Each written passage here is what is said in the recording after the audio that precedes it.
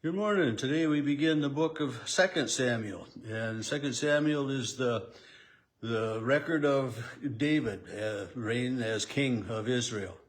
And it's going to begin with the little bit of the Saul death and that, but also as David begins his reign as king in Judah, there are other descendants of Saul and others who are anointed king of the rest of the Israel, northern kingdom. And Judah, I'll go to back up. As the Israelites settled the promised land, the different descendants of the different tribes, Judah, Benjamin, and all of those, the 12 sons of Jacob, of Israel, settled in different areas. So David begins as king of Judah.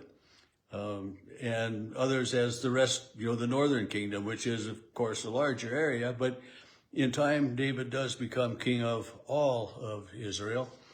But there's, stuff going on for a while. And so as we begin the 2 Samuel, David has returned from defeating the Amalekites, has returned to the city of Ziklag where he had been living, and it's still totally destroyed, of course. And 3 days after they get back there, a person comes into the camp and falls at David's feet and reports to David that King Saul and his son Jonathan were killed in battle. And David asks, well, how do you know this? And the man must be spinning a lie, because, we read yesterday in the battle that Saul had been wounded and fell upon his own sword to kill himself, which is, we don't see that very often in the Bible. But anyway, this person tells David that, well, Saul was grievously wounded, and he said to me, he asked me to kill him then, and he said, verse 10, so I stood over him and I killed him, for that I knew not that he would not live long after he fell. And then I took the crown off of his head and the armlet that was on his arm, and I have brought those here to you, my Lord. And I made the comment that this man must be spinning a yarn or telling a lie, because, as we read yesterday, many people witnessed, it was reported that way, that many people witnessed Saul falling on his sword. And, verse 7 of chapter 31, when the men of Israel had saw what had happened and that Saul and his sons were dead, so we have a little conflicting report here.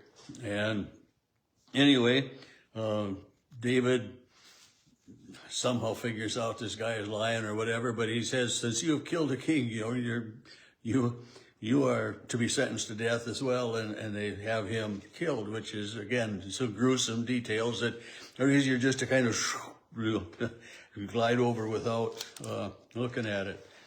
And then verse 17 of chapter 1, it says, David intoned his lamentation, intoned, sung. I mean, that would be so much easier word to say that. But anyway, and he ordered the song of the bow be taught to the people of Judah, as it is written in the book of Jashar. Well, we don't have the book of Jashar, but it's believed that it was a book of poems, of songs, of laments and different things that way. And so David sings this song of praise and remembrance and sorrow for the death of Saul. And then as chapter 2 begins, David inquires of the Lord. And again, it's just that reminder for us that David was faithful in his asking God for guidance, although we know that, everything didn't always work out the best, or he didn't always make good decisions either. But he inquires of the Lord, should I go up into any of the cities of Judah? And the Lord answers, go up. And he says, so which city shall I go to? And the answer comes, to Hebron. So David, along with his wives and family and the men who were with him, and all of their livestock and everything, go into territory of Judah and into the city of Hebron and make their home there. And it was there that then the people of Judah came, and they anointed King David, or David as king over the house of Judah. And so, I mean, Samuel had anointed David king, because God had told him to. And the people have been made aware of this somehow, and they anoint David as king, it said then, over the house of Judah. And they come to David with he had sent messengers to those who had buried Saul, and because of their loyalty to Saul and everything, and he says, I will reward you for this thing that you have done. Now that Saul, your king, is dead, let the house of Judah, and the house of Judah has now anointed me king over them. But then we get, starting in verse 8 of chapter 2, we have some friction coming in again. Abner, son of Ner, commander of Saul's army, had taken Ishbaal, son of Saul, and made him to be the king over Gilead, over the Asherites, the Jezreelites, the Ephraim, Benjamin, and over all of Israel. Here we have this northern kingdom with this other king being established by a commander of Saul's army. And so then this Abner, in verse 12, Abner's, the servants had gone out, and Joab, the son of Zeruiah, and the servants of David went out, and they met at this pool, and they're sitting on opposite sides, and they say, let the young men come forward and have a contest. And this is another one of those gruesome deals, and it doesn't make any sense what they did, but it's a battle of some sort. And then Abner and his people who had been beaten by David's people start to flee. Abner, and they're fleeing.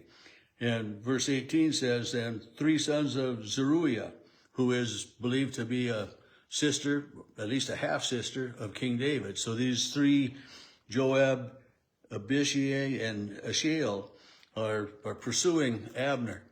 And one, Asahel, is the fastest, and he's close. And Abner says, turn aside, quit, just let me go, and he refuses. And this person ends up dead again as well.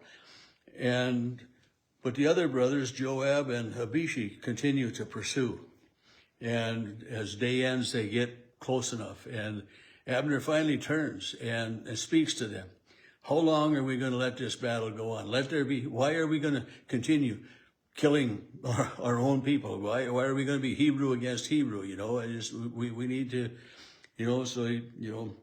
he says, how long will it be before you order your people to turn from the pursuit of their kinsmen, reminding them of who they are, and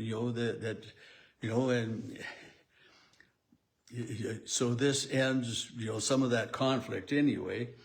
And Joab says, as God lives, if you had not spoken, we would have continued to pursue you, not stopping until morning. They sound the trumpet, the people stop, and they no longer pursued or engaged in battle. And then it says Abner and his men. So Abner and his men are the opposite force of David or the followers of David. So they go their separate ways, and Abner and his men, keep marching on until they come to the Mahanaim and whatever. And Joab returns from the pursuit of Abner, and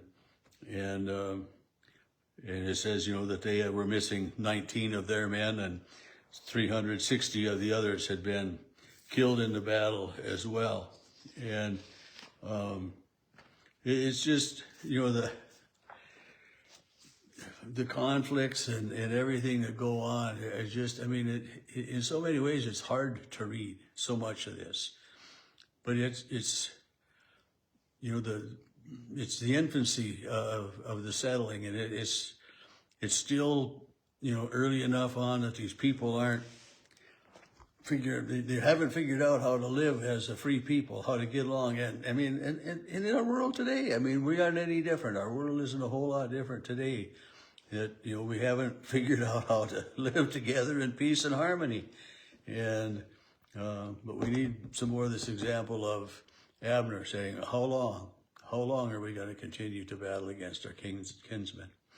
And, you know, but anyway, we'll continue reading more about the Israelites tomorrow.